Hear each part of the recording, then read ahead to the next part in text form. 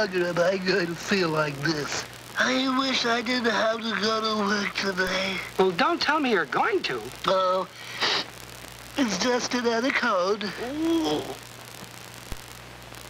I've sure had bad luck this year. Your luck's good enough. It's your judgment that's bad. One, two. You know, you keep wearing yourself down until you're ready to catch the first cold that blows your way. How about that square dance last Saturday? Lights, music. You were the life of the party. Swell, nothing the matter with that. But then what did you do? If I told you once, I told you a dozen times, don't sit in a draft when you're overheated. Where was your common sense? And did you know when to go home? No, sir, not you. You danced on and on until you were tired out. And then you danced on and on and on until you were completely exhausted.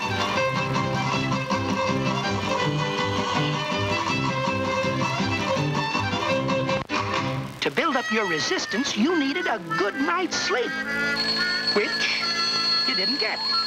You needed a well-balanced breakfast, which you didn't eat, and some relaxing recreation, which you overdid. You didn't even have enough sense to come in out of the ring. Of course, getting so tired didn't exactly sweeten your disposition any. And every time you got emotionally upset, man, you knocked your resistance down another peg. What a week. Your resistance was all burned up. You were a pushover for the first germ that came along. And they came along, all right.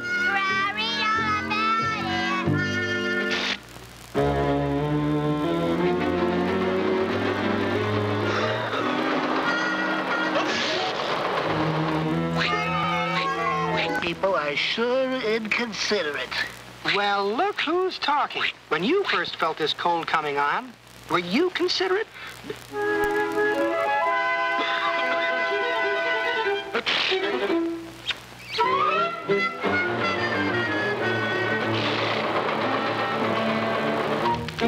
The indispensable man.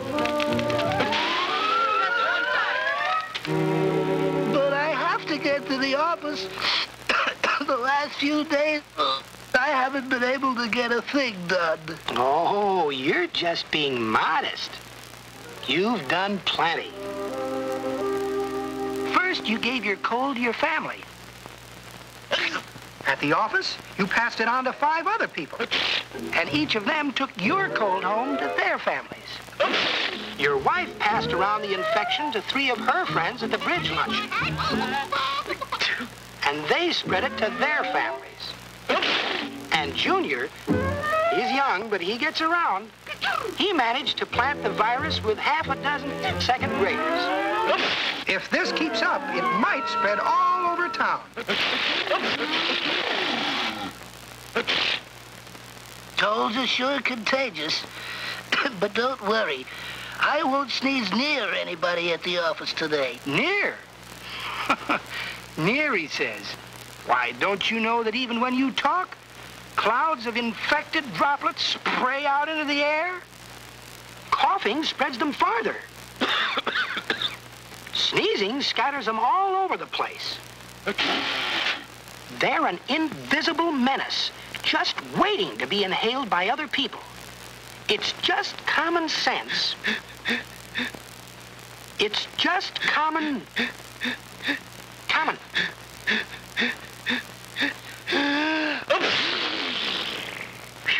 It's just common sense to always trap your coughs and sneezes with a disposable tissue. Hey, don't blow your ears out. You should leave both nostrils and your mouth open and blow gently. If you close off one nostril and blow hard, you might force the infection back up into your ears and cause some real damage. Don't put a cold in your pocket.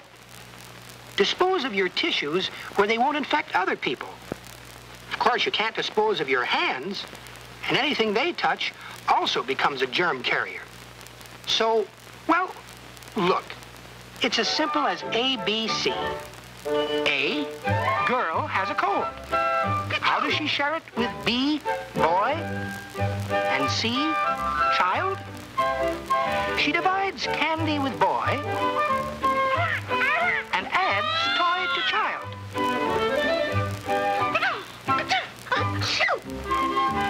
Result, 3 colds. Now look at the number of things you've touched in this room. The phone, dishes, the bedding, your clothes, all contaminated. You know, those germs can infect someone days or even weeks later. There's a very simple solution. A solution of ordinary soap and water.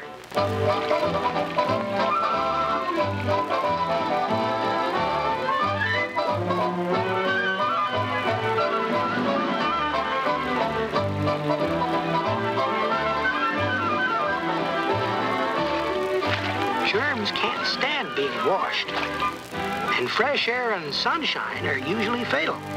Colds are sure a nuisance. Oh, well, what can't be cured must be endured. Well, if that isn't the silliest... Hey! Don't tell me you're still going to work today. Why not? Everybody who knows a cold has to run its course.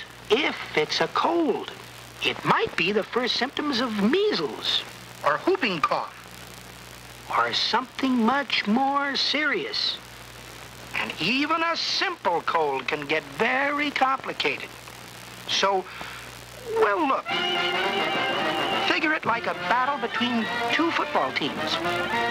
The goal line we're defending is you. This is your line of resistance. Now, here's the attacking line. The common cold, with a powerful backfield of dangerous invaders. Influenza, laryngitis, bronchitis, and pneumonia. If you keep your line of resistance strong, you can fight them off. But you can't hold a powerful team like this with a weakened line like you-know-whose. Once a cold opens a hole in your line, anything can happen. It's anybody's game, folks. Any one of the invaders may find a weak spot and break through. And here they go. It looks from here like an infected sinus. Now it's a nose end run and into the ear zone. Oh, they're really rolling now, folks. It's laryngitis or strep throat for another lie down. Now it's bronchitis, or is it pneumonia? Hooray! Hey, pneumonia? That's enough. That's enough. What'll I do? I'll tell you what you do. You crawl back under those bedclothes where you should have gone when this cold first closed in. If the cold hangs on, let your doctor have a look at you. But a day or so in bed may save you several days later on. In the meantime, you might as well enjoy your misery and comfort. There's nothing like a good rest to rebuild your resistance, and it keeps you from spreading your germs to a lot of innocent people.